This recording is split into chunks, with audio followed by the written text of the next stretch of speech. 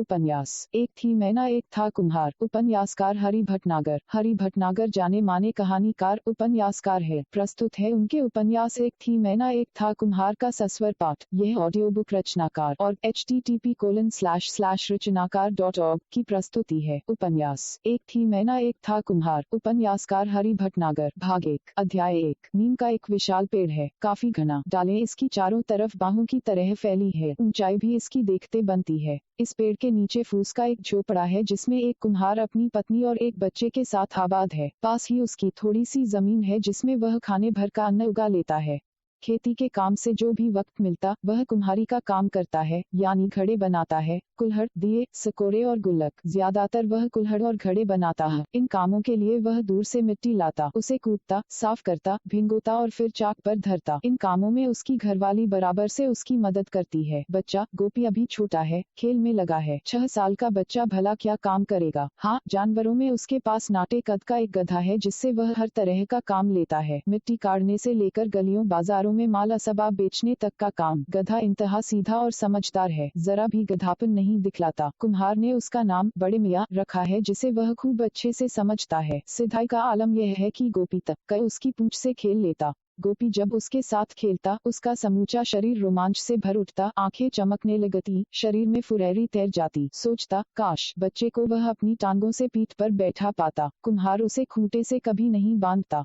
झोपड़े के पीछे छो एक सार है, वही उसका ठीहा है जहाँ घास फूस, चोकर, रोटी जो भी चीज उसे दी जाती वह उसी में मगन हो जाता। हाँ, जब चांदनी रात अपनी जवानी पर होती या गर्मियों में धूप बौराती, वह अपनी मित्र को सीपो के राग से याद करता जो कहते हैं दूर के किसी ग। हो सकता है वह भी सीपो का जवाब देती हो, लेकिन बड़े मियाँ के कानों में कभी उसकी गूंजती मीठी आवाज आ नहीं पाई। कुम्हार को इधर कई दिनों से रोजाना अजीब तरह के सपने आ रहे हैं। सपने में दिखता काले रंग की कोई गजब की सुंदर चमकती आंखों वाली चिड़िया है जो नीम के पेड़ पर आई है। एक डाल से दूसरी डाल पर उड़कर बैठते हुए ऐसे कूकती कि उसे देखते रह जाने का मन होता। उसकी कूक में एक दर्द है, जैसे कोई किस्सा सुना रही हो कि उसके साथ किसी ने जुल्म किया है। उसके मैना को जो बहुत ही सुरीला गाता था उससे छीन लिया है। ऐसा भी दिखता कि चिड़िया उसे अपने पंखों पर बैठा लेती और दूर दूर की सैर कराती। घने जंगलों के अंदर से होते हुए वह आसमान की नीलाहट में उसे ले जाती और नदी के पारदर्शी जल में अपनी छाया के साथ उड़ती जाती। लगता एक दूसरी चिड़िया भी है जो उसके समानांतर उड़ रही है। चिड़िया उससे हिल मिल गई है कि दूर कहीं जाना नहीं चाहती। वह कभी उसके सिर के छोटे छोटे गजरीन बालों में पंख पसार के आ बैठती, कभी कंधे पर आ बैठती, कभी हथेली पर। ऐसे बात करती मानो चिड़िया न हो, स्त्री हो। सुबह उठते ही वह अपनी पत्नी को ये सपने सुनाता तो वह खूब हंसती, कहती कहीं कोई कुम्हारिन तो डोरे नहीं डाल रही है। चल हट, ठिठोली मत कर। क्यों? ऐसा तो तभी होता है जब आदमी किसी के चक्कर में फंसता है। तुझे कैसे पता? क्या तू पढ़ चुकी है? हाँ, मैं पढ़ चुकी हूँ। कौन है वह खुशनसीब? है कोई बुद्धू घने काले बालों वाला जो सुंदर सुंदर घड़े बनाता है और बड़े मियाँ की सवारी करता है। चल हट, झूठी कहीं की। तू मुझे प्यार नहीं करती, यह बात मेरी समझ में आ गई है। जब तू किसी के चक्कर में आ गया है तो मैं भी किसी के जादू में हूँ। वह हंसी बात बराबर हो गई। कुम्हार गहरे सोच में डूब जाता। उसका तो किसी से कोई चक्कर नहीं, फिर ये सपने क्यों? ऐसी ही एक सुबह जब वह गहरे सोच में डूबा था उसे किसी चिड़िया की गूंजदार कूक सुनाई दी। उसे अपने कानों पर भरोसा नहीं हुआ क्योंकि ऐसी कूक तो उसे सपने में सुनाई पड़ी थी। कहीं यह सपना तो नहीं? लेकिन यह सपना नहीं, हकीकत था। एक काले रंग की बड़ी सी चिड़िया थी जो नीम के इस घने पेड़ पर कई दिनों से बसेरा डाले थी और इस डाल से उस डाल पर उड़ते हुए गूंजती आवाज में कूकती जाती। उसकी कूक ऐसी जैसे कोई शोकाकुल कंठ हो। कुम्हार ने काफी गौर से देखा इस चिड़िया को। अरे, यह तो मैना है, मैना। और वह खुशी से चहक उठा। उसने पत्नी को आवाज दी, गोपी को आवाज दी, बड़े मियाँ को आवाज दी। पत्नी दौड़ी आई और बच्चा। बड़े मियाँ खाने में लीन थे, बेटस से मज न हुए। तो ये है मामला। पत्नी हंसी, वह भी हंसा। मुझे तो लगा किसी आसेब में तो नहीं फंस गया। गांव में तो जादू टोने और चुड़ैलों का कोहराम मचा है। मैं तो सच में डर गया था। सुबह का समय था, यानी भारी काम का वक्त। पत्नी को कुएं से पानी खींचना था, गोपी को कंचे खेलने थे पड़ोसी श्यामल के साथ। रहा कुम्हार, उसे घड़ों कुल्हड़ों के लिए मिट्टी लानी थी, सो उसकी तैयारी में लग गया वह। दोपहर को भारी धूप के बीच वह बड़े मियाँ की पीठ पर मिट्टी लेकर आया तो पत्नी झोपड़े में बैठी खाने पर उसका इंतजार कर रही थी। चूल्हे की मध्यम आंच में दाल पक गई थी। अंगारों पर चावल की पतीली रखी थी, बस गर्मागर्म रोटियां सेंक के देनी थी। कुम्हार कुएं से पानी खींच के बदन पर डाल रहा था। उसके रसोई में आते ही कुम्हारिन ने चूल्हे पर तवा रख दिया। रोटियां सिंकने लगी। कुम्हारिन ने जब थाली में दाल, चावल और रोटी सजाकर दी और कुम्हार ने पांव के पंजे पर थाली रख के रोटी का पहला कौर दाल में डुबोकर मुंह में रखा, वह काली चिड़िया यानी मैना नींद से उड़कर झोपड़े के बाहर आ बैठी। झप्प से पत्नी ने कुम्हार को देखा और कुम्हार ने पत्नी को देखते हुए मैना पर नजर टिका दी। दोनों को ऐसा लगा जैसे कोई पाहुना आया हो। कुम्हार ने पाहुने के लिए थाली सजाई, मतलब एक ताज़ा सकोरे में चावल रखे और कुल्हड़ में ठंडा पानी। थाली मैना के आगे रखी गई। मैना ने प्यार भरे अंदाज से थाली देखी, एक एक कर सारे चावल खा लिए। अब पानी की बारी थी। पानी में चोंच डाली तो उसे पानी मनमाफिक न लगा। उसने पानी नहीं पिया। कुम्हार ने कहा, अरबा चावल थे, बढ़िया वाले, आज ही घर रहतिन ने निकाले हैं और प्यार से बनाए हैं, थोड़े और खा लो। मैना कुम्हारिन बोली, तू तो ऐसे कह रहा है जैसे तेरी बात वह समझती हो। आदमी से ज्यादा पंछी समझदार होते हैं, यह तुम जान लो। मैना समझ गई है जो मैंने कहा। अच्छा, तू फिर चावल के लिए बोल। मैना रानी, कुम्हार ने दूसरे सकोरे में चावल परोसते हुए कहा, 2-4 दाने और खा लो। मैना ने इसरार का आदर किया। चावल खा लिए। पानी में दोबारा चोंच नहीं डुबोई जैसे कह रही हो। पानी जरा भी ठंडा नहीं, कैसे बर्तन बनाते हो। यकायक पंखों की हवा करती वह उड़ी और नीम के पेड़ में कहीं जा बैठी। यह तो गजब की चिड़िया है, कुम्हारिन बोली, ऐसी चिड़िया तो मैंने कभी नहीं देखी। कहीं चिड़िया के भेष में कोई देवी तो नहीं। कुम्हार बोला, जरूर कहीं ऐसा ही रहस्य है। उपन्यास, एक थी मैना एक था कुम्हार। उपन्यासकार हरि भटनागर। अध्याय 2। दूसरे दिन मुंह अंधेरे जब बड़े मियाँ सीपो की लंबी टेर देकर चुप हो गए थे, ठीक उसी वक्त मैना ने मीठे स्वर में गाना शुरू किया। जादुई संगीत था बिल्कुल। कुम्हार बिस्तर में था। मैना की मीठी तान ने उसे दीवाना बना दिया। पत्नी से वह बोला, सुन रही है तू? मैना कितना मीठा गा रही है कि मन के पंख लग जाएं। तो उड़ जा कहीं। पत्नी हंसी। बाद में शिकायत मत करना। इसके जवाब में पत्नी कुछ नहीं बोली। कुम्हार ने भी आगे कुछ नहीं कहा। थोड़ी देर बाद उसने नीम के नीचे दाने छींटे, 2-3 मटकियों में पानी भरा। ताज़ा बर्तनों को क्यों खराब कर रहे हो? इतने तो बर्तन पड़े हैं, किसी में भी भर दो पानी। कुम्हार ने पत्नी की बात की अनसुनी की।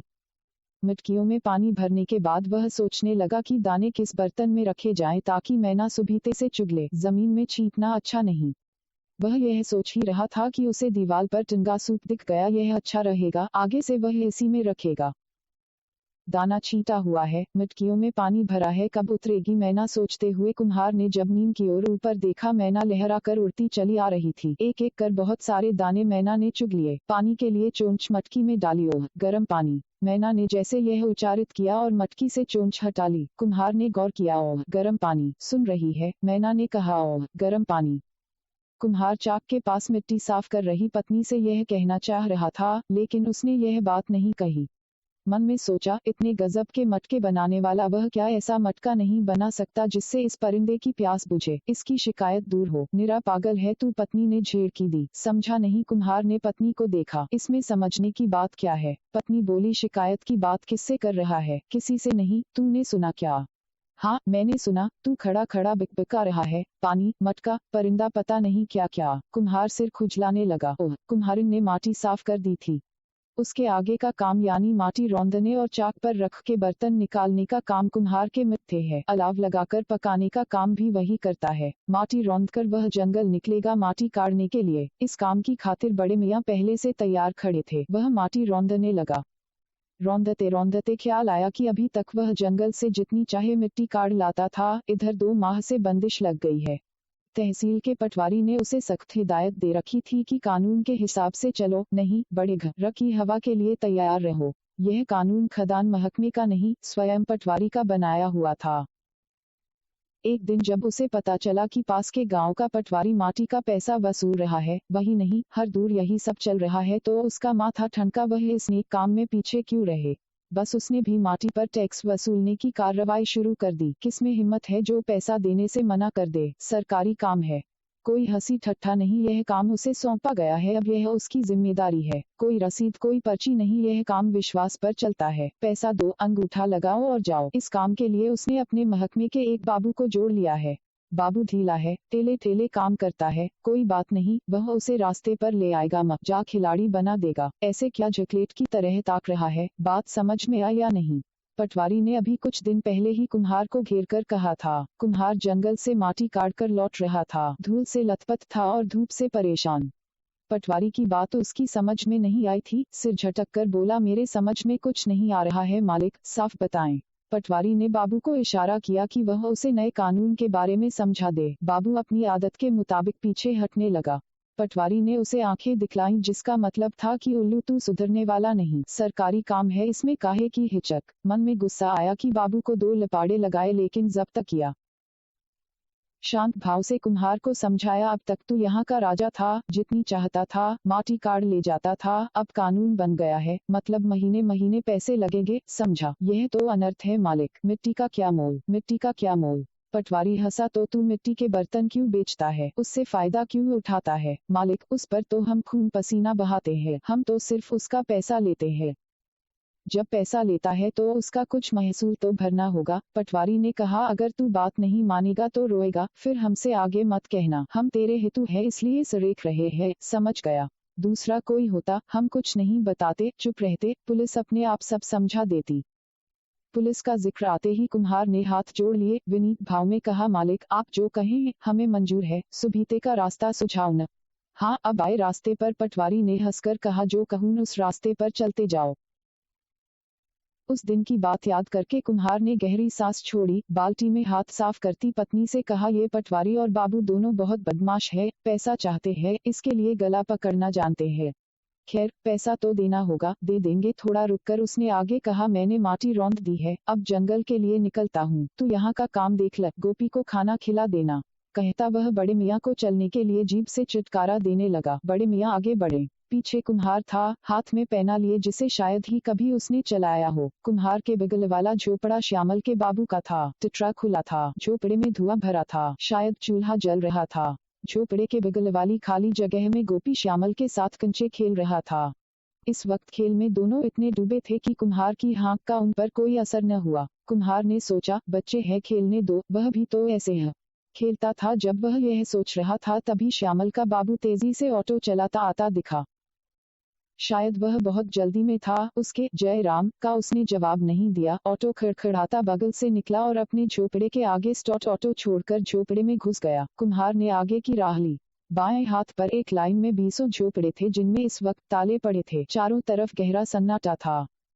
पहले यह जगह कितनी गुलजार हुआ करती थी, कुम्हार सोचने लगा। लोग अपने अपने धंधे में लगे थे और खुश थे और यहाँ डटे हुए थे। इधर 8-10 साल से पता नहीं क्या हो गया कि लोग झोपड़ों में ताले डाल के शहर में छिटक गए। यहाँ बस तीज त्योहार पर दिए रखने आते हैं। बच्चू, गुड्डू, प्रसादे, लीला, अरविंद, किशन, बूढ़े काका काकी सब अब सपने होते जा रहे हैं। कुम्हार जब जब यहाँ से गुजरता उसका मन भारी हो जाता। इस वक्त भी उसका मन भारी हो गया। यकायक 2 तोते उसके सिर के ऊपर से टाई टाई करते उड़ते निकले कि वह मैना के ख्याल में डूब गया। उदासी जाती रही। वह काफी आगे बढ़ाया था और औंधक नीचे रास्ते पर चल रहा था। रास्ता मैदा होती धूल से भरा था। सिवान से निकलकर वह तकरीबन सूख चुके पानी के गड्ढों के किनारे किनारे चलने लगा और सोचने लगा कि ऐसा सूखा तो कभी नहीं पड़ा। 3 साल में तो सब सत्यानाश हो गया। ऐसे में क्या खेती हो और क्या लोग पानी पिएं। यहाँ झरी से छोटे छोटे गड्ढे बन जाते थे, अब झरी भी सूख गई है, गड्ढे खत्म हो रहे हैं। खैर, बड़े मियाँ अब आगे बढ़ने वाले नहीं।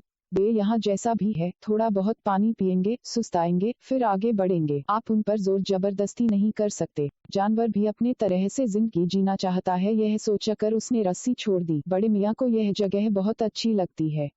छोटे छोटे पानी के गड्ढे, जिनमें वह अपने अक्स को देखकर अक्सर सोचते कि उनकी मित्र है जो उनके पीछे आ खड़ी हुई है। धीरे धीरे वे गड्ढे में उतरते अक्स टूटता दिखता। अचानक वे दुखी हो गए। अब पानी ही नहीं रहा तो काहे के गड्ढे और काहे के अक्स।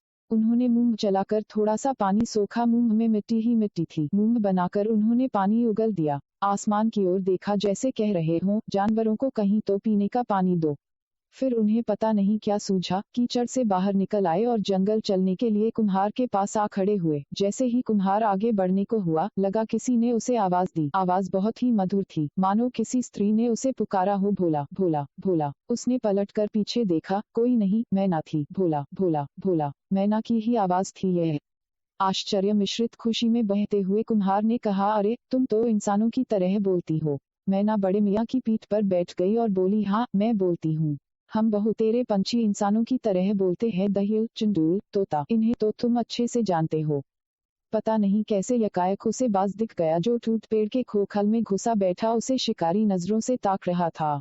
मैना ने तनिक भी देर न की, सपाटे से उड़ी और घनी अमराइयों में खो गई। बाज भी बिजली की तरह उसकी तरफ लपका। कुम्हार की जान सी निकल गई। उपन्यास एक थी मैना एक था कुम्हार। उपन्यासकार हरि भटनागर। अध्याय 3। कुम्हार मिट्टी जरूर काट रहा है, लेकिन दिमाग मैना में उलझा है। उसे भय है कि कहीं बाज ने उसे दबोच तो नहीं लिया। अक्सर यही होता है कि बाज जिसके पीछे लग जाता है उसे किसी न किसी तरह से हासिल कर ही लेता है। भगवान करे बाज की मंशा पूरी न हो। गहरी सांस भरता वह सोचता और फिर मिट्टी काटने लग जाता। आखिर में उसने खुद थोड़ी सी मिट्टी ली और झोपड़े की तरफ तेजी से बढ़ने लगा। वह जल्द से जल्द पहुंच जाना चाहता था ताकि मैना को सकुशल देख सके। कुम्हार को दरवाजे पर हैरान परेशान खड़ा देख कुम्हारिन घबरा सी गई। अभी तो गए थे, इतनी जल्द कैसे लौट आए? सब कुशल तो है? कुम्हार हाफता सा बोला। मैना? क्या हुआ मैना को? पत्नी शंकित निगाहों से उसे देखती बोली। बाज था, उसके पीछे लग गया था, मैंने देखा। अरे ऐसे बाज फाज तो उसे रोज घेरते होंगे, लेकिन वे उसका कुछ बिगाड़ नहीं सकते।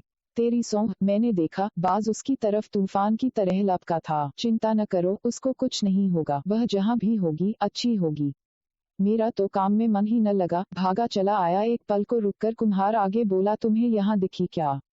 नहीं, मुझे तो नहीं दिखी, कहीं पत्तों में छिपी बैठी होगी। कुम्हारिन ने नीम पर खोजी निगाह डालते हुए कहा।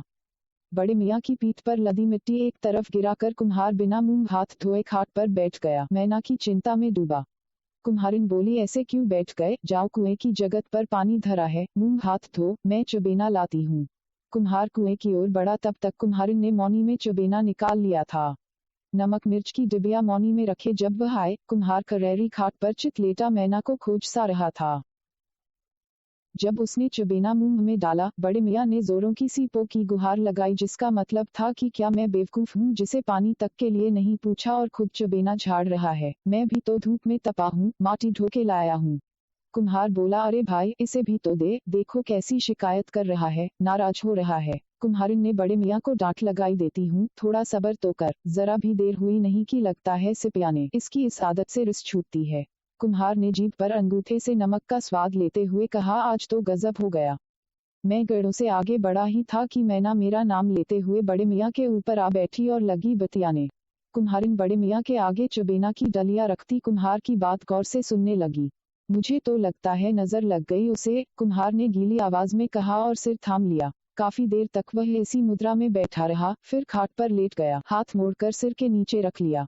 उसने कई बार मैना मैना की गुहार लगाई, जिस पर कुम्हारिन नाराज भी हुई। उसे समझाया कि वह चिंता न करे, मैना आ जाएगी। पंछी अक्सर संकट में इधर उधर हो जाते हैं, और फिर जब से मैना आई है तुम पगला से गए हो। इतना पागलपन भी अच्छा नहीं। लेकिन कुम्हार की समझ में कुछ नहीं आ रहा था।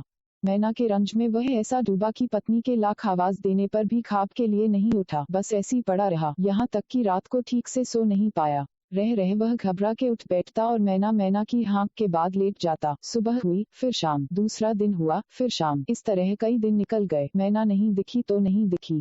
मैना के गम में कुम्हार इस तरह गमगीन हुआ कि उसका किसी काम में मन न लगता, न ठीक से खाता न पीता। सारा काम अब कुम्हारिन के मिथ्ये आ लगा। कुम्हार से कितना बोले, कितना समझाए, सब बेकार था। बड़े मियाँ का हाल ये था कि जब कुम्हार गमगीन था तो वे उससे एक कदम आगे ही थे। उन्होंने कई दिनों से पानी तक न पिया। चोकर रोटी चुबेना की बात ही अलग थी। एक दिन कुम्हारिन रुंधे कंठ से कुम्हार से बोली। लगता है बड़े मियाँ कहीं निबट न जाएं। तुमने खाना पीना क्या छोड़ा? उसने भी छोड़ दिया, वह तो उठ बैठ भी नहीं पा रहे हैं। कुम्हारिन की बात का असर था कि कुम्हार जैसे तंद्रा से जागा। वह दौड़ा हुआ बड़े मियाँ की सार में गया, उनके गले से लिपट गया, रोनी आवाज में बोला। बड़े मियाँ ऐसा क्या, तूने खाना पीना क्यों छोड़ दिया? बड़े मियाँ के आंसू बह रहे थे, गोया भारी दुख में हो। उन्होंने उसके मुंह पर गर्म सांस छोड़ी। हाँ, मैं समझ रहा हूँ, तुझे भी मैना का कल्क है, लेकिन तू अब जरा भी बदमाशी नहीं करेगा। ले, मेरे हाथ से रोटी खा। जब कुम्हार ने चुमकारते हुए उन्हें अपने हाथ से रोटी खिलाना चाही तो उन्होंने गर्दन झटकी, जिसका आशय था कि तू पहले खा फिर मैं खाऊंगा। अचानक सार के दरवाजे पर झप्प से मैना आ बैठी और भोला भोला की टेर लगाने लगी। बड़े मियाँ सीपो की लंबी गुहार लगाने लगे और खुशी में जोर जोर से पैर पटकने लगे। भोला की आंखों में आंसू थे। कुम्हारिन और गोपी भी अपने आंसू रोक न सके। उपन्यास एक थी मैना एक था कुम्हार। उपन्यासकार हरि भटनागर। अध्याय 4। सुबह का वक्त है। चारों तरफ हल्की पीली पीली धूप फैली है। ठंडी हवा बह रही है। कुम्हार चाक चला रहा है। कुम्हारिन ने आज मिट्टी रौंदी है और इतनी अच्छी कि मजा आ गया। वह बहक सा रहा है। अभी चाक चलाने से कुछ देर पहले वह नींद से टिककर 2 बीड़ियां फूंक चुका है। बीड़ी में पता नहीं ऐसा क्या है कि उसका कश अंदर जाते हैं ताकत स्फूर्ति आ जाती है। एक बीड़ी खत्म की तो दूसरे की तबीयत होने लगी। वह दूसरी जला बैठा कि झोपड़े के अंदर से कुम्हारिन की आवाज आड़ी ही सूतता रहेगा कि काम भी कुछ करेगा। काम भी करूंगा, तू चिंता क्यों करती है? धुएं में डूबे हुए उसने जोर से कहा। चिंता इसलिए करती हूँ कि तेरी लापरवाही से नुकसान हो जाता है। पिछली दफा गणेश हलवाई ने प्लास्टिक के मिग्गे खरीद लिए थे। तुझे साफ मना कर दिया था कि टाइम पे नहीं आओगे तो नुकसान झेलो। बात तो सही कह रही है। कुम्हार सोचने लगा। फिर उसने आखिरी कश लेते हुए कहा, जान रहा हूँ महारानी, अब ऐसी गलती कभी नहीं होगी। समय से 4 दिन पहले काम पूरा हो जाएगा। अब तू जान, तेरा काम मैंने तो सरेख दिया। चाक के सामने पटे पर बैठकर कुम्हार ने पहले चाक को नमन किया, फिर लकड़ी फंसाकर तेज गति से घुमाना शुरू किया। ये हुआ कुछ काम। कुम्हारिन की हंसी गूंजी। वह भी हंस पड़ा। थोड़ी देर बाद जब मैना कूकी, उसने लोकगीत की यह कड़ी गुनगुनाई। बर जाए जे पन्नों को बाजार सखी, मोरी नंधिरानी बटुआसी। अर्थात पन्ना कस्बे का यह बाजार जल जाए, फूट जाए, क्योंकि इसमें हमारी बटुआ जैसी नंद खो गई है। कुम्हारिन यकायक पास आकर चुटकी लेती बोली, अब तो तुम्हारी बो आ गई है, अब पन्नों को बाजार काहे को जला रहे हो?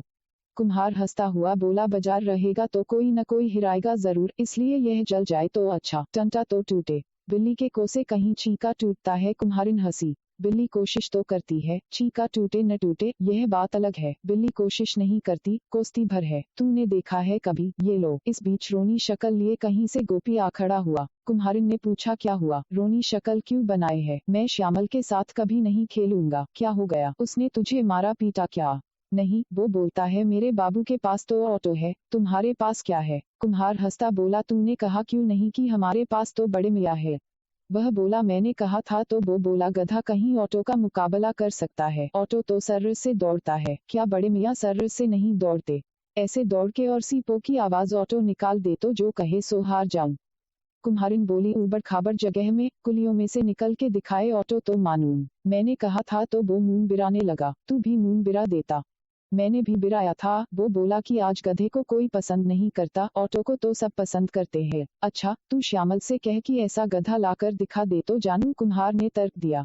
हेरे नहीं मिलेगा, कुम्हारिन जोरों से बोली, ऑटो तो बहुत मिल जाएंगे। गोपी को यह बात जच गई थी। वह श्यामल को जवाब देने के लिए दौड़ गया। सहसा बड़े मियाँ जोरों से सीपो की गुहार लगा उठे। अब इसे क्या हो गया? कहती कुम्हारिन सार की तरफ दौड़ पड़ी।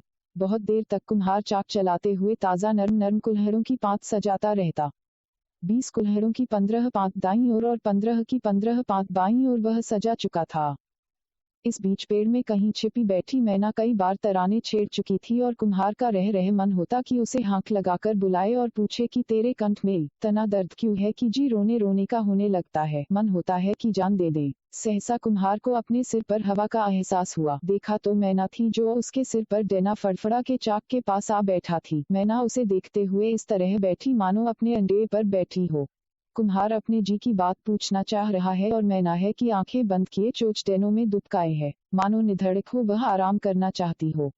कुम्हारिन दबे पांव मुंह पर उंगली रखे आई और आहिस्ते से मैना के आगे अनाज डाल गई। गोपी भी अनाज डालने के लिए कसमसा रहा था, लेकिन वह उसे किसी तरह खींचकर ले गई। दूर पीपल की पुलुई पर बैठी चील जब टिन्हिकारी मार के उड़ी, मैना जैसे नींद से जागी सचेत हुई और पंजों के बल उठ बैठी और टिन्हिकारी की ओर गर्दन उठाकर देखने लगी, जैसे कुम्हार से शिकायत कर रही हो कि दुश्मनों को उसका चैन से बैठना भी गवारा नहीं, सब ओर से उस पर निगाह रखे रहते हैं। अब इस दुष्ट चील को देखो, घंटों से उस पर नजर रखे होगी, सोच रही होगी कि कब ठंडी हो, कमजोर हो तो उसका ग्रास बने। तुम्हारे पास बैठना तो उसे और भी खल रहा होगा कि यहाँ कैसे आ बैठी। टिन्हिकारी से जितला रही है कि मैं तेरे आसपास ही हूँ, बच के कहाँ जाएगी। कुम्हार ने जैसे उसका आशय ताड़ लिया, आंखों में सख्ती लाकर बोला, मैना रानी, तुम निष्फिक्र होकर यहाँ बैठो, कोई डरने की बात नहीं, जब तक मैं हूँ तुम्हें कोई छू नहीं सकता। ये चील खेत मृत जानवरों पर ही डर आएगी, यहाँ आने की हिम्मत नहीं। यकायक मैना इत्मीनान से पसर कर बैठ गई। कुम्हार चाक चलाने लगा।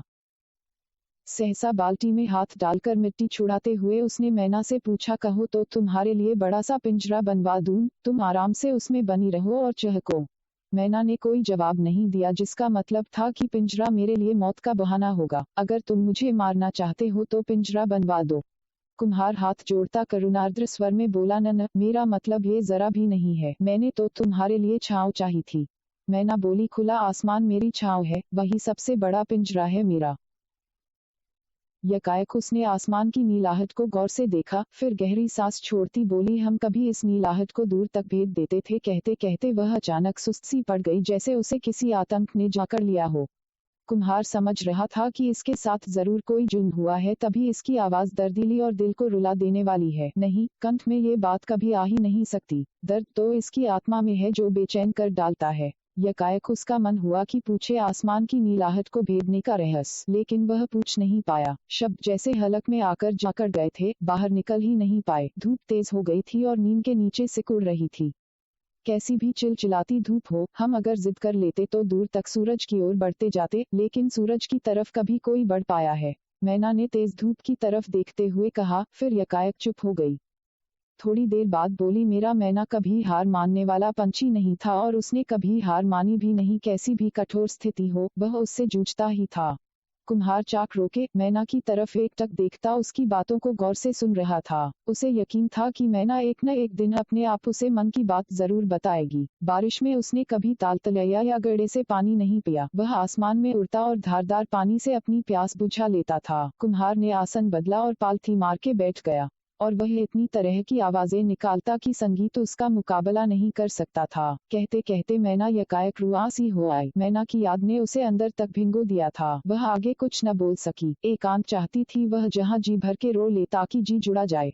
इस लिहाज से वह उठी, उसने डने फड़फड़ाए और उड़कर नींद में कहीं खो गई। दोपहर का खाना कुम्हार ठीक से खा नहीं पाया। उपन्यास एक थी मैना एक था कुम्हार। उपन्यासकार हरि भटनागर। अध्याय 5। दोपहर को रोटी खाकर कुम्हार थोड़ी देर की नींद जरूर लेता था। इस वक्त गमछे का तकिया बनाकर जब वह लेटा, कुम्हारिन सूप लेकर आ गई। उसे अनाज साफ करना था। अनाज ड्रम की तली में जा लगा था। 4 साल के सूखे ने खेती की कमर तोड़ दी थी। 6 बोरा अनाज कोई अनाज होता है, वह भी 4 महीने में छिज गया था। आगे क्या होगा? कुम्हारिन परेशान थी। खुद कम से कम खाए, कुम्हार को भी 2 रोटी कम दे, लेकिन गोपी को तो रोटी चाहिए थी। उसे कैसे रोके? बढ़ती उम्र का पौधा दिन में 10 बार रोटी मांगता था, और फिर बड़े मियाँ उनका कितना पेट काटे। ड्रम उल्टा तो एक कनस्तर अनाज था। कुम्हार आंखें नीचे था, पर सब उसे दिख रहा था। आंखें खोलकर भी क्या कर लेगा वह? कुम्हारिन बोली, उधार पे उधार सामान दिए जा रहे हो, पैसे तो मांगो। पैसे मांगने से क्यों बचते हो? कुम्हार ने सांस रोक ली। मुफ्त में आता हो तो चलो खैरात बांट दो, लेकिन आदमी खैरात भी कितनी बांटेगा? 4 महीने से तुम घर में एक पैसा नहीं लाए और उधार पर उधार सामान डाले जा रहे हो। हद है यह तो। कहो तो मैं चलूं, लेकिन तू मुझे बोलने नहीं देगा, आंखें दिखाएगा, मारने की धमकी देगा।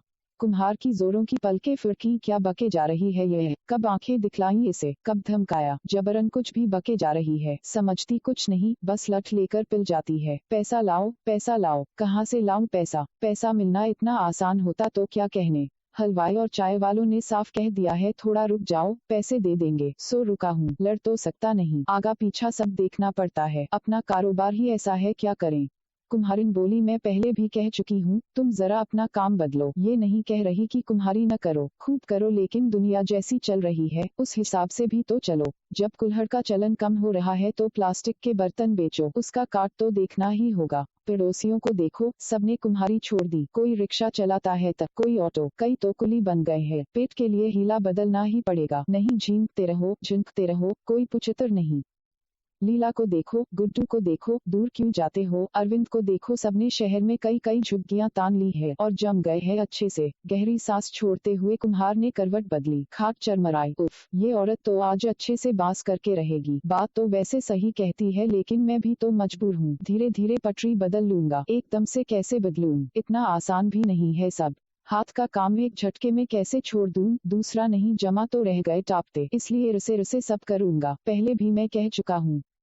अभी 4 साल से कुदरत ने भी बेरुखी दिखलाई है, बरखा भी नहीं हुई, जमीन का पानी पाताल में सरकता चला गया है, अब वह भी दम तोड़ रहा है। ऐसे में सारा खेल बिगड़ गया है। नहीं, सब रास्ते पर ठीक चल ही रहा था, गुजारे भर को मिल ही जाता था, आदमी को भला और कितना चाहिए। उसने फिर करवट ली, इस बार गमछा नीचे आ गिरा, उसने उसकी परवाह नहीं की, पाटी पर सिर रखे वह आंखें मीचे रहा। एड़ी में जोरों की खुजली मची तब भी उसने सहन किया, खुजाल नहीं मिटाई। नहीं, जी कर रहा था कि अदवान से जोरों से रगड़ दे। श्यामल के बाबू किसन से वह बात करेगा, बात तो वह पहले से ही कर चुका है। उसने कहा भी था कोई न कोई हीला ढूंढ दूंगा, थोड़ा रुक जाओ, अभी फिर बोलूंगा तो यही बात कहेगा। उसने कहा था कि ऑटो चलाना सीख लो, मजे ही मजे रहेंगे, शहर में न जाओ, शहर के बाहर ही बाहर फेरे में काम सध जाएगा। यह बात अलग है कि बहुत सारे ऑटो हो गए हैं, तो होंगे ही, आबादी का विस्फोट है तो खूब होंगे, लेकिन सबका कुछ न कुछ मामला जम ही जाता है और जमेगा भी क्यों नहीं। खुजली जब हद पार कर गई तो वह बाद से एड़ी रगड़ने लगा, जब रहा नहीं गया तो उठकर बैठ गया, आंखें मीचे ही रहा जैसे सो रहा है। नींद में अक्सर वह उठकर बैठ जाता है फिर लेट जाता है, लेकिन पत्नी है कि जान रही है कि झूठ मूठ नींद का बहाना कर रहा है, जग रहा है और सभी बातें सुन समझ रहा है। यकायक उसने कहा पानी तो पिला, क्या जान ही लेती रहेगी या चुप भी रहेगी। चुप ही तो हूँ। अच्छा तो चुप है तू, नहीं दिख रहा है तुझे। नहीं नहीं तू चुप है, कौन कह रहा है कि तू बोल रही है कुछ, फिर क्यों बोलता है चुपाई लगाने को। अगर मेरे बोले को जान लेना कहता है तो आगे से कुछ नहीं कहूंगी, चाहे कुछ हो जाए, मुझे क्या, मुझे क्या। कुम्हार तड़का, हाँ मुझे क्या, तू जैसे रखेगा रहूंगी, मुंह नहीं खोलूंगी आगे से। मुंह नहीं खोलेगी आगे से। कुम्हार हंसा, रोज आफत मचाए है, कहती है मुंह नहीं खोलूंगी, और कैसे मुंह खोलेगी। तो ठीक है, तू जान, तेरी गृहस्थी जाने, मैं जाती हूँ। कहाँ जाती है। कुम्हार ने झूठा गुस्सा दिखलाया। भाई के हिया, भाई के हिया। हाँ भाई के हिया। कौन भाई, अब कौन भाई हो गया वह। जरूरत होती है तो उसे याद करते हो, वह दौड़ा आता है, अब कह रहे हो कौन भाई। वह हंसा, अच्छा अवध की बात कर रही है। नहीं, किसी और की कर रही हूँ। तो जा भाई के हिया, मैं यहाँ सब देख लूंगा। क्या देख लोगे हिया, काम दंड और क्या। बड़ा काम दंड है, लाखों रुपए आ रहे हैं, हुंडी बरस रही है। कुम्हारिन व्यंग्य से हंसी। अच्छा तो जाके दिखा भाई के हिया। जाऊंगी तो क्या कर लेगा, क्या कर लेगा, जानती नहीं है क्या। जानती हूँ, लंगड़ी को ले आएगा, यही न। ले आ तू लंगड़ी को, जरा मैं भी तो देखूं। बात हास्य में बदल गई। कुम्हार बेतरह हंसने लगा कि उसके पेट में बल पड़ गया, सांस रुकने रुकने को हो आई। कुम्हारिन बोली, इसी बल पे ला रहा था लंगड़ी को। लाना, कौन रोकता है तुझे, कर ले अपने मन की, वो भी सुख भोग लेगी यहाँ। अच्छा अब चुप तो कर। कुम्हार हाथ जोड़ता बोला और निढाल सा जमीन पर लौट गया। उपन्यास एक थी मैना एक था कुम्हार। उपन्यासकार हरि भटनागर। अध्याय 6। गोपी प्लास्टिक के ऑटो से खेल रहा है। इस खेल में वह ऑटो चालक है, पीछे 3-4 सवारी बैठा ले है। पहले वह मुंह से आवाज कर ऑटो स्टार्ट करता है, ऑटो स्टार्ट नहीं होता तो वह सवारी से कह रहा है, भाई रुकना, कहीं जाने की जरूरत नहीं। कभी कभी गाड़ी गड़बड़ करती है, बस स्टार्ट होने ही वाली है, इंजन में कचरा आ गया है। गोपी जमीन में लेट जाता है, ऑटो के नीचे उंगलियां डाल के बोलता है, हो जा ठीक भाई, सवारियों को परेशानी हो रही है। ऑटो को आगे पीछे करता है, इतने में गाड़ी स्टार्ट हो जाती है। वह बोला, हाँ भाई, गाड़ी स्टार्ट हो गई। हाँ आपको कहाँ जाना है, पैसे निकालो। आपको कहाँ जाना है, फुट कर दो, आपके पास छुट्टे नहीं है। भाई छुट्टा लेके बैठा करो। नहीं, दूसरी गाड़ी करो। क्या। हाँ, पैर अंदर करो। ये बाया, तुझे बैठना नहीं आता तो काहे को बैठती है, भटसुअर से जाओ, हमारी गाड़ी खाली नहीं, ये उधारी नहीं चलने का, हटो उतरो, भटसुअर देखो। देखते नहीं पेट्रोल महंगा हो रहा है, वो अपन से नकद मांगता, अपन कहाँ से देंगे। कुम्हार कुम्हारिन गोपी के इस खेल को देख रहे हैं। पिछले माह कुम्हारिन का भाई अवध आया था, उसके हाथ में प्लास्टिक का बड़ा सा ऑटो था। भारी स्नेह से भरकर वह गोपी से बोला था, ले तेरे लिए ऑटो लाया हूँ, तू इससे खेल। अभी तो यह तेरा खिलौना है, बड़ा होगा तो तेरे लिए सचमुच का ऑटो मैं दूंगा, तू उसे चलाना और मेरा नाम रोशन करना कि अवध मामा का ऑटो चला रहा है। और गाड़ी भी तू बिल्कुल बनाट रखना कि लोग बैठने के लिए मर मिटें। क्या। कुम्हारिन बोली, जब ऑटो देना तब बोलना, अभी से क्या डींगे हाँक रहा है। कुम्हार बोला, खुद तो गधा हाँकता है, भानेज को ऑटो का सपना दिखला रहा है, वह भी झूठ का, गपोड़ी कहीं का, लफंटूस। यह झूठा सपना नहीं है, तुम देख लेना। हमारा यह छोरा सबसे अलग और सबसे तेज तर्रार होगा कि कोई बराबरी नहीं कर सकता इसकी। सच्ची कह रहा हूँ मैं, समय आने पर देखूंगा, अभी से क्या कुछ सोचें। कुम्हार बोला। लेकिन आज गोपी का यह रूप देखा तो वह दंग रह गया। अभी छोरा यह खेल कर रहा है तो आगे क्या करेगा। बिल्कुल ऑटो वालों जैसी आवाज और उन्हीं का सा बोलने का अंदाज, गजब है। कुम्हारिन निहाल थी।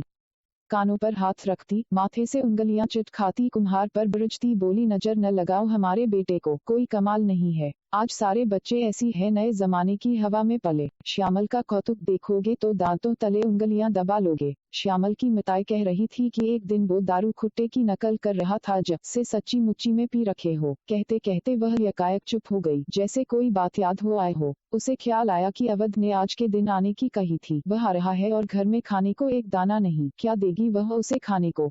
कुम्हारिन के अंदर चल रही हलचल को जैसे कुम्हार ताड़ गया, बोला, तुम क्यों न्योत देती हो? घर की हालत देख रही हो, फिर भी आने की बोल देती हो। उस वक्त चुपाई लगा जानी चाहिए थी तुम्हें। तुझे शर्म नहीं आती ऐसी बातें सोचते? कोई आने को कह रहा है और मैं मना कर दूं? तू क्यों बोला था उस वक्त? उस वक्त तो उससे आने की जिद कर बैठा था कि आ जा, मैं घर में रहूंगा, और जब वो आ रहा है तो मुझ पर दोष मढ़ रहा है। क्या दोष मढ़ रहा हूँ? यही कि अच्छी बात अपने सिर, बुरी बात मेरे सिर। गहरी सांस छोड़ता कुम्हार निरीह भाव से बोला, नहीं रे, ऐसा कुछ नहीं, किसी के सिर पर कोई दोष नहीं, तंगी है इसलिए सारा मामला खटास गया है। नहीं, कभी कोई दिक्कत थी। अपने घर तो कितने भी लोग आए, हमने सबका आदर सत्कार किया, जो भी घर में रहा रूखा सूखा सब इज्जत के साथ परोसा। अब हालात ऐसे हैं तो क्या करें, फिर भी देखते हैं क्या होता है, आने दो अवध को। मैं लाला के पास जाता हूँ, वह कुछ न कुछ उधारी का चुकारा करेगा। विपत्ति में कोई किसी का साथ नहीं देगा तो वह भला आदमी कैसा? लाला ने हमेशा हमारी मदद की है और हमने लाला की। इधर पति पत्नी में जब यह बातें हो रही थी, गोपी पता नहीं कब यहाँ से सरका और सीधे श्यामल के पास जा पहुँचा। श्यामल दूध में रोटी मीर के खा रहा था। श्यामल की माँ ने जब गोपी को दूध रोटी खाने के लिए कहा तो वह बोला, मेरा पेट भरा है, टन टन बोल रहा है। अच्छा। गौरी ने भेदभरी नजरों से उसे देखा, पूछा, क्या खाया तूने आज? लिट्टी। गोपी ने ऐसा बहाना बनाया जो सीधे पकड़ में आ गया। लिट्टी बनाई है तेरी माँ ने? गौरी ने उसे प्रश्नवाचक निगाहों से देखा। चूल्हे के अंगार में पका या कंडे में? गोपी फिर सरासर झूठ बोल गया, कंडे में। और कंडा तो आपके घर से आया था, और कटोरी में घी भी मैंने दिया था न। गौरी ने गोपी का कान पकड़ा, इधर आ, झूठ कब से बोलने लगा तू? बता गोपी सन, तू अपनी मिताई के आगे बोलेगा जो तूने कहा? गोपी सकते में आ गया, यकायक बिसूरने लगा, आंसू चूर पड़े उसके। हिचकियों के बीच बोला, मौसी माँ ने मना किया था मुंह खोलने को, हमारे घर तो कल सुबह से चूल्हा नहीं जला। गौरी सारी बातें महसूस कर रही थी, गहरी सांस भर के बोली, चुप रह तू, मैं सब जानती हूँ। उसने गोपी को अपने हाथ से मेरी रोटी खिलाई, फिर झोपड़े में जा घुसी। लौटी तो उसकी कमर पर बड़ी सी डलिया थी जिसमें गेहूं भरे थे। उसने कुम्हार कुम्हारिन की आहट लेकर डलिया गोपी के आंगन में रखी और पिछवाड़े से हड़बड़ अपने झोपड़े में आ गई। बड़े मियाँ को खुला छोड़ने के लिए जब कुम्हारिन आंगन से निकली, सामने डलिया देखकर सन रह गई, समझ गई किसकी करतूत है यह। वह सीधे गौरी के पास आए, बोली, ये गड़बड़ तू क्यों करती रहती है? कौन सी गड़बड़ बहन? भोले अंदाज में गौरी ने पूछा। नहीं जानती है तू? नहीं। क्या हो गया? बोलो तो सही, इतनी सीधी तू कब से हो गई? मैं समझी नहीं, क्या हो गया है बहन? कुम्हारिन ने उसे सख्त निगाहों से देखा, बोली, तू बदमाशी बहुत करने लगी है, ये ठीक नहीं है, कहे देती हूँ। गौरी सिर खुजाने लगी, बहन मैं कुछ समझ नहीं पा रही हूँ, तुम सीधे सीधे क्यों नहीं बोलती? मैं डलिया कूड़े में डाल दूंगी। कौन सी डलिया? गौरी अनजान बनी रही। नहीं जानती तू? अनाज की डलिया जो तू चुपके से रखाए है। डलिया? गौरी ने फिर उसी अंदाज में कहा, कौन सी डलिया? तुम क्या कहे जा रही हो? तब से मैंने कोई डलिया नहीं रखी, तेरी करामात है सब, तेरी डलिया नहीं पहचानती क्या मैं? यकायक बड़े मियाँ सामने आ खड़े हुए और उनकी तीखी सी पो के बीच बात यहीं खत्म हो गई। उपन्यास एक थी मैना एक था कुम्हार। उपन्यासकार हरि भटनागर। अध्याय 7। आज कुम्हार की मैना से खूब बातें हुई। तड़के जब कुम्हार की नींद टूटी, उसने सबसे पहले नींद के नीचे अच्छे से झाड़ू लगाए और पानी का छिड़काव किया, जिससे चारों तरफ सोंधी सोंधी गंध फैली थी। कुम्हारिन ने सूप में दाना रखा और चाक के पास रोज की तरह जमा दिया ताकि मैना आराम से चुग सके। सुबह की पीली धूप जब चारों ओर खुशबू की तरह फैली थी, कुम्हार लोकगीत की कोई दिलकश कड़ी गुनगुना रहा था, तभी मैना जो काफी देर से नींद में छुपी बैठी हजारों तरह के गीत गा रही थी, अचानक उड़कर चाक पर आ बैठी। कुम्हार के मन में जो सवाल कई दिनों से उमड़ घुमड़ रहे थे, आज जबान पर आ गए। मैना ने अपनी आप बीती उसके सामने बयां कर दी।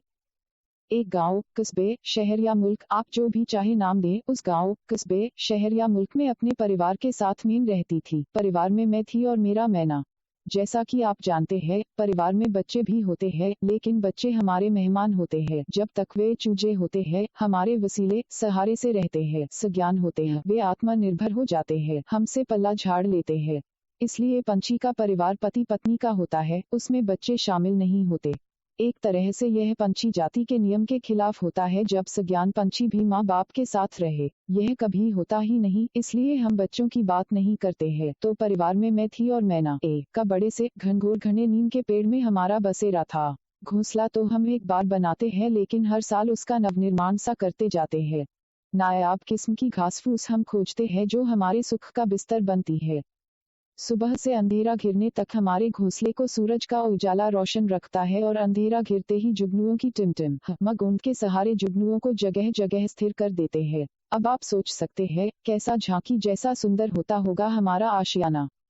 मजबूत और सुरक्षित इतना कि आंधी तूफान, सर्दी गर्मी या घनघोर बारिश में लौह कवच रहता है। तो ऐसे सुंदर घोंसले में हम रहते थे। सुबह से शाम और शाम से सुबह के बदलाव हमारी दिनचर्या के अहम पहलू होते हैं। ये पाठशाला में लगने वाली कक्षाओं के विविध विषय है, जिसमें प्रौति की तरह तरह की शिक्षिकाएं हमें पाठ पढ़ाने आती है। हम अपने पाठ को बहुत ही ध्यान और तल्लीनता से याद करते हैं, क्योंकि पाठ कभी दोहराए नहीं जाते। इसलिए ध्यान और तल्लीनता हमारे मूल मंत्र होते हैं। जो पंछी इनसे महरूम होते हैं, वे ज़िंदगी से महरूम हो जाते हैं। तो ऐसी कक्षाओं के हम छात्र थे जिन्होंने सभी दर्जे में अव्वल नंबर पाए। उड़ान की शिक्षा हो या शिकार की या घोंसला निर्माण की या संगीत की, हम सभी में महारत हासिल कर चुके थे। लेकिन जैसा कि कहा जाता है, कभी कभी चमत्कार होते हैं। हमारा मैना चमत्कारी जीव था। उसे गायन का वरदान हासिल था। ऐसा गाने वाला पंछी दूसरा न था। कोई उसकी बराबरी नहीं कर सकता था। तरह तरह के गान गाता लगता, झमाझम बारिश हो रही हो, बिजली कड़क रही हो, माँ लोरी गाकर बच्चे को सुला रही हो, प्रेमिका अपने प्रेमी को लुभा रही हो, चांदनी घनीभूत हो रही हो।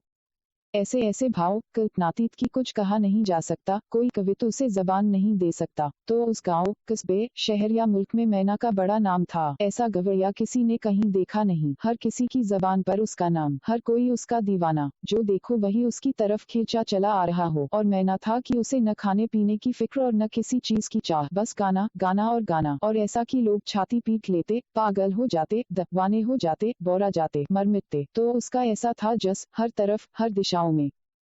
जब ऐसा जस और हर तरफ दीवानगी का आलम था, तो ऐसे में एक ऐसा भी दीवाना था जो मैना को अपने कब्जे में रखना चाहता था। वह बहुत ही धनवान, मजबूत इरादे का, कहें उस गांव, कस्बे, शहर या मुल्क का राजा था। सब कुछ उसके कब्जे में था, तो मैना उसके कब्जे से बाहर क्यों? यह एक ऐसा सवाल था जिसने उस राजा को परेशान कर दिया।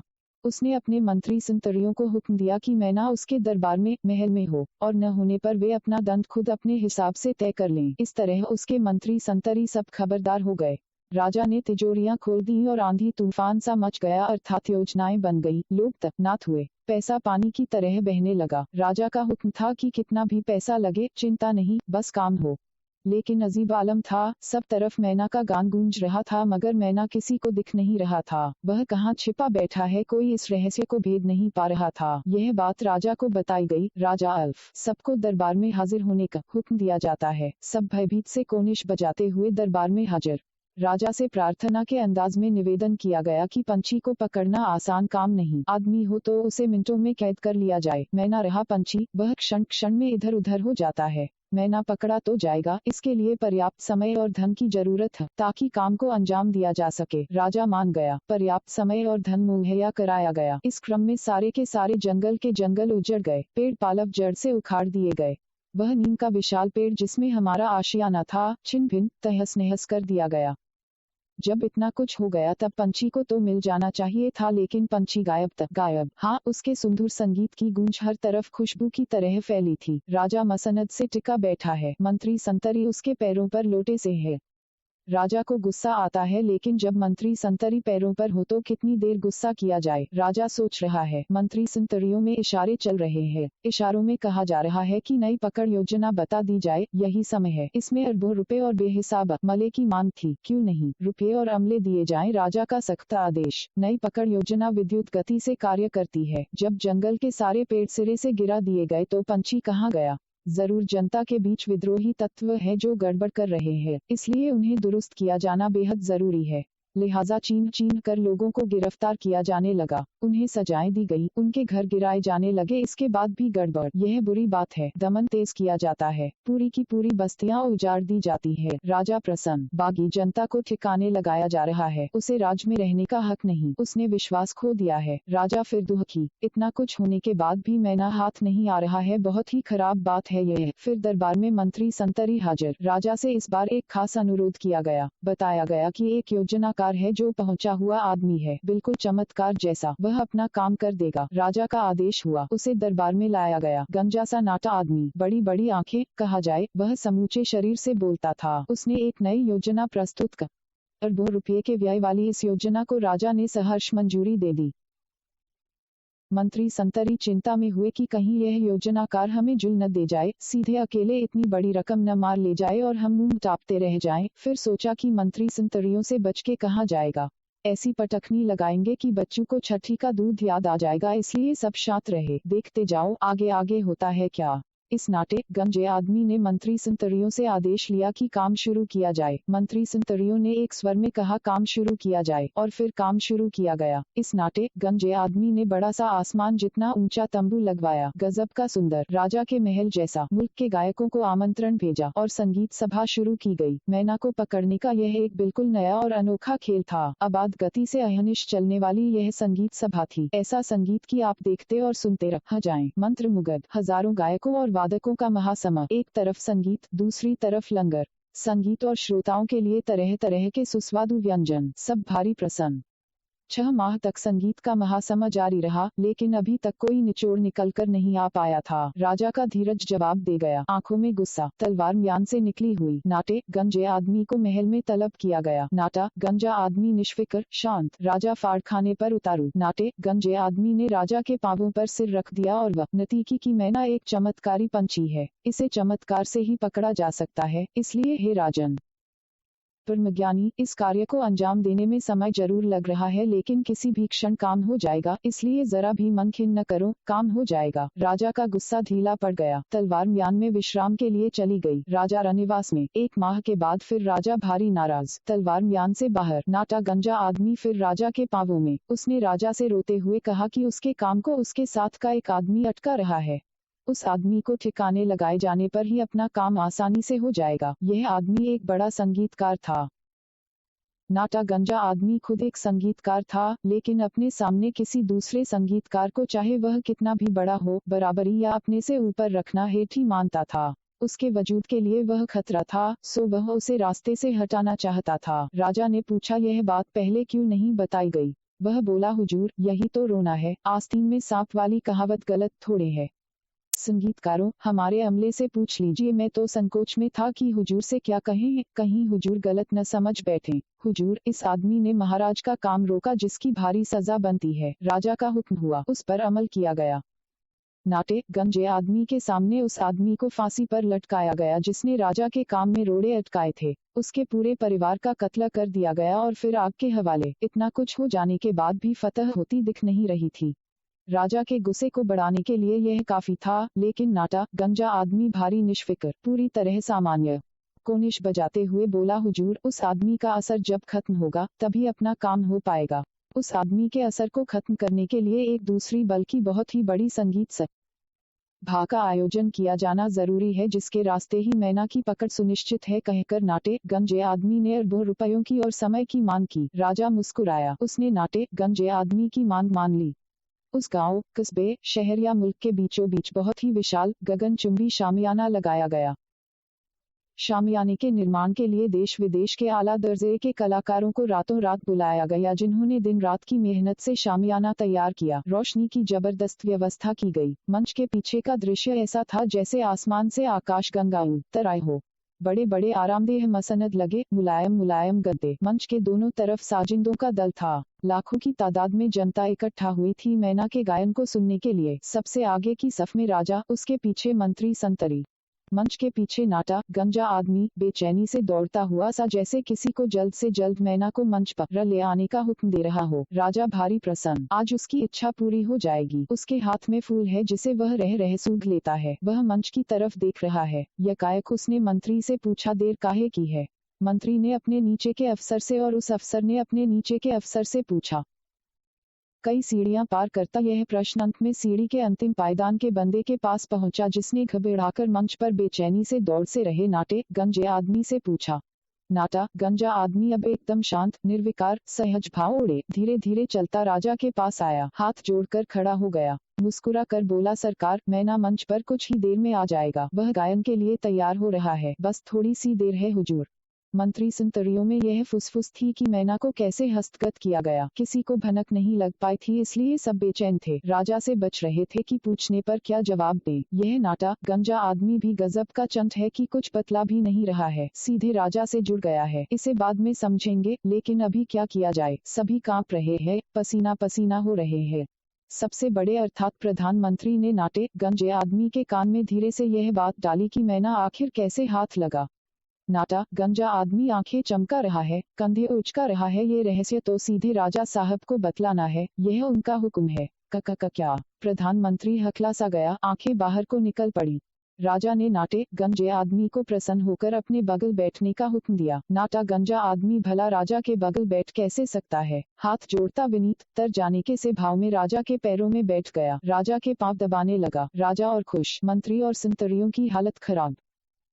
राजा ने जब नाटे गंजे आदमी से मैना के हस्तगत किए जाने की रणनीति के बारे में पूछा तो उसने बिछ जाने के अंदाज में कहा, हुजूर, राजाओं के राजा, राजाधिराज, हमने मैना को हस्तगत करने के लिए कोई नई नीति का इस्तेमाल नहीं किया, बस अपनी परंपरा को याद किया। परंपरा की स्मृति ही हमारा मूल मंत्र है। कहते भी है कि घर का भेदी लंका धावे हुजूर, यह बहुत सीधा सा रास्ता था, हमने इसका इस्तेमाल किया और बस मैना अपने हाथ में। राजा गदगद प्रसन्न हंसे जा रहा है, हंसे जा रहा है।